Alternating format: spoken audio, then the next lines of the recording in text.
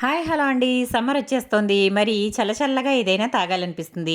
బయటికి వెళ్ళి తాగాలంటే మనకి ఎండలు ఎక్కువగా ఉంటాయి కాబట్టి బయటికి కూడా వెళ్ళలేం. మరి అటువంటప్పుడు ఇంట్లోనే ఫ్రూట్స్‌తో ఈజీగా పిల్లలకి, పెద్దలకి అందరికీ కూడా హెల్తీగా, టేస్టీగా ఇంట్లోనే గ్రేప్ స్మూతీ చేసేసుకుందాం. మరి ఏ విధంగా తయారు చేసుకోవాలో చూద్దామా? Welcome back to my channel.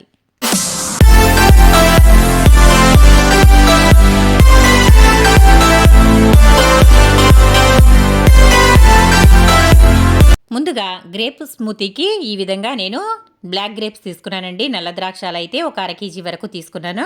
అందులో ఏమైనా పాడైన ఉంటే అవన్నీ తీసేసి మంచిగా ఉన్న కాయలన్నీ కూడా శుభ్రంగా కడిగేసి ఈ విధంగా పక్కన పెట్టుకోవాలి.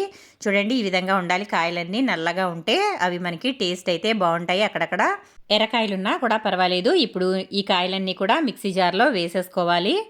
ఇదిగోండి, నేనైతే ఇక్కడ ఒక అర కేజీ వరకు కాయలు తీసుకున్నాను కదా. సమ్మర్లో చక్కగా చల్లగా తాగడానికి ఈ స్మూతీ అయితే చాలా చాలా బాగుంటుంది. పిల్లలకి చేసివ్వండి, చక్కగా సమ్మర్లో చక్కగా తాగేస్తారండి. పెద్దలు కూడా ఇది దాహార్తి తీరుతుంది. నల్ల ద్రాక్షల ఆరోగ్యానికి చాలా మంచిది, బ్లడ్ పడుతుంది అంటారు కదా. ఇప్పుడు మూత అయితే పెట్టేసి ఇది ఒకసారి అయితే మిక్సీ పట్టేసుకుందాము. ఇలా మూత పెట్టేసి మిక్సీ పట్టేసుకుందాం.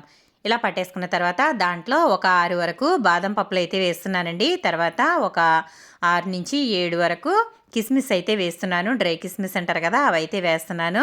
ఒకవేళ మీకు ఇవి ఇష్టం లేకపోతే కనుక స్కిప్ చేసేయచ్చండి. టేస్ట్ అయితే బాగుంటుందని నేను వేస్తున్నాను. ఇదిగోండి, ఆ తర్వాత షుగర్ వేసుకుంటున్నాను. మీకు షుగర్ ఇష్టం లేకపోతే దీంట్లో తేనె కూడా వేసుకోవచ్చండి. తేనె షుగర్ చాలామంది తీసుకోరు కదా, కాబట్టి తేనె కూడా వేసుకోవచ్చు. నేను ఇక్కడ ఒక 5 స్పూన్లు వేసాను. ఆ తర్వాత ఇంకొక స్పూన్ కూడా వేసుకుంటున్నాను. మొత్తం టోటల్గా 6 స్పూన్లు అయితే పంచదార వేసాను. ఇప్పుడు ఈ పంచదార వేసేసుకున్న తర్వాత దీంట్లో పాలు వేసుకోవాలి. చల్లగా ఉన్న పాలు అయితే బాగుంటాయి. నేను ఇక్కడ ఒక అర గ్లాస్ వరకు పాలు వేసుకుంటున్నాను. చూసారు కదా, ఒక అర గ్లాస్ వరకు చిక్కగా ఉన్న పాలు అయితే వేసుకుంటున్నాను. పలుచగా ఉన్న పాలు వేసుకుంటే స్మూతీ అనేది పలుచగా అయిపోతుందండి, కాబట్టి చిక్కగా ఉన్నదైతే వేసుకోవాలి. ఆ తర్వాత ఐస్ క్యూబ్స్ వేసుకోవాలి. ఇందులో మనకి కూలింగ్ ఎంత కావాలో అంత చూసుకుని కూలింగ్ని బట్టి ఐస్ క్యూబ్స్ అయితే వేసుకోవాలి. నేను మరీ ఎక్కువగా వేసుకోవట్లేదు, ఒక 6 వరకు వేసుకున్నాను. ఆ తర్వాత ఇదిగోండి బనానాస్ వేసుకోవాలి.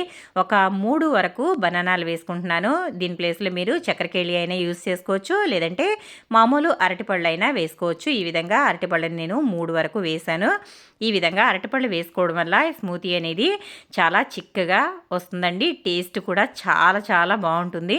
ఈ విధంగా ఒక 3 వరకు అరటిపళ్ళు అయితే వేసేసి ఇప్పుడు మూత పెట్టేసి చక్కగా దీనిని బాగా మిక్సీ పట్టేసుకోవాలి.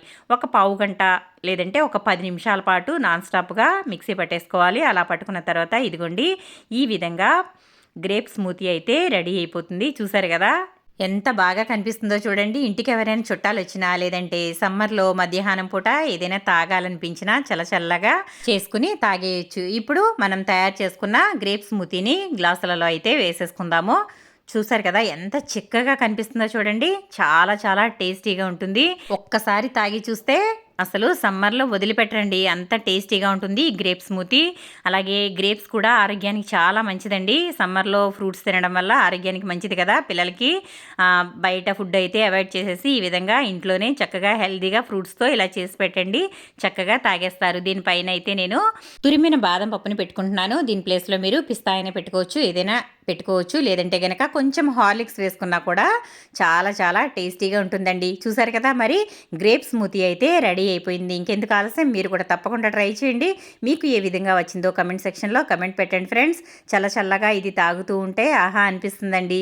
మరి మీకు వీడియో నచ్చిందా? నచ్చితే కనుక లైక్ చేయండి, షేర్ చేయండి, సబ్స్క్రైబ్ చేయండి. మరిన్ని మంచి మంచి వంటల కోసం సుగుణ వంటిల్లు ఫాలో అవ్వండి.